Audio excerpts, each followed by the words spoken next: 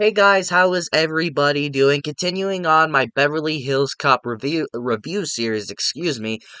Here are my thoughts on Beverly Hills Cop 2. Those.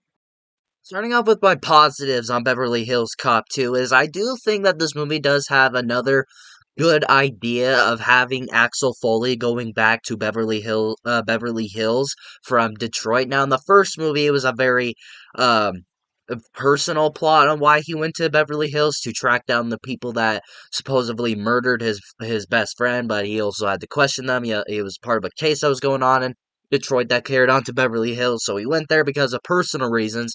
But in this movie, it also has another personal reason on why he went to Beverly Hills because as you saw in the first movie, he became friends with John, Billy, and the sergeant, not the sergeant, the captain of the first movie. They all became friends at the end. They all finally got along. They all started to like not Eddie Murphy, started to like Axel Foley and thinking that he's not that bad of a guy and he's actually kind of a good cop. And in this movie, that kind of carried that into where they're still good friends. Axel Foley and the captain from the first movie are friends in this one, and that they go on fishing trips apparently. But in this movie, the alphabet case going on in this movie, one of the leaders supposedly of the group, who's the girl, I forget her name. She shoots and tries to kill him, and it's basically like a shoot and run type of deal to where she tricks him, shoots him, and then drives away. And he's in the hospital in critical condition, excuse me. And so Axel decides to come to Beverly Hills to check on him and help solve this case with Billy and John, so they can try and track down the person that tried to kill the captain. I think that's a really good reason to why Axel decides to come back to Beverly Hills, because when you think about it, it's like, well, Beverly Hills Cop, the first movie, has a good reason why he would go there, but like if you're gonna do a sequel, well, what are you going to do next? Why are you going to send um Axel back to Beverly Hills? What's your reasoning for it? And I do believe they had a really good reason and a really good idea for him to go back. Sure, is it another personal plot for him to go back? Sure, but it's still a good idea for him to go back to Beverly Hills instead of just randomly like, oh, here's a sequel, and let's just send him there for reasons. But they had a good idea, and I like that. Thing that carries on from the first movie that I am glad carries on into this one is the comedy. Now, Wishbone, Johnny Wishbone, and I'm a psychic from the island of St. Croix. Yes, I'm a psychic from the island of St. Croix, and I read in the St. Croix Gazette that the Beverly Hills Police Department having some trouble figuring out crime. I will say it's not even as good as the first movie. I don't think it comes near as close as good as the first movie, but the comedy in this one is still great. The part to where it made me laugh the most was when the captain, I believe, the new captain, he's kind of an asshole in the movie. Axel is there trying to help the case out, and there's a part to where this is their second interaction with each other, and he kicks him out of the room, and then Axel goes, "Is this a black thing?" That was a pretty funny moment for me. Racist jokes have always been funny to me in comedy movies. It's what makes comedy gold, but people are so fucking sensitive now that we can't do that anymore because of fucking assholes. So yeah, that was a pretty funny moment. And there is points what I'll get to in my positive is with Billy and Axel kind of teaming up on John, which I'll get to. Those are pretty fucking hilarious moments. So yeah, comedy wise, it carries on from the first movie. But I can't speak. Disappointingly, excuse me, it's not as good as the first one, but it is still good. It still had me laughing from beginning to end. It's still a damn good comedy starring Eddie Murphy. Kind of continuing on from it is something that I really like that really happened throughout the entire movie was kind of Billy and Axel kind of teaming up against John, because John in this movie is kind of like the grandpa of the movie to where he's always following the law. He's not trying to get in any trouble. He's that one party pooper to where Billy and Foley are kind of having fun, but then he'll jump in and be like, "You can't be doing this. You're still a cop. We need to focus." But then Billy and Axel, they kind of fuck with him a little bit. Like, they're not taking anything seriously. They're like the two goofballs and all that, but John is the very serious one. It's like, it's kind of like Billy and Axel are his two kids, and he's the dad trying to tell them to stop fucking around, or he's gonna whip their ass, basically. That I really like that throughout the movie, and it was absolute comedy gold throughout the entire movie, especially with Billy. He was fucking amazing in this movie. So yeah, I really loved that throughout this entire movie. It was really funny. Those three guys' chemistry is off the hook. It was just absolutely comedy gold throughout the entire movie. I just really enjoyed that. It's just a little since it's going to be a sequel since these three characters know each other now.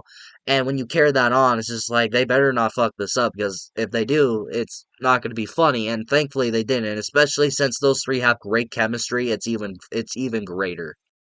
Something that I do think is an upgrade from the first Beverly Hills Cop movie is the action. Now, if you watched my review for the first movie, you'll see that I was a bit disappointed there wasn't much action in it, which the sequel mostly focuses on action because of its director, Tony Scott, I believe his name is.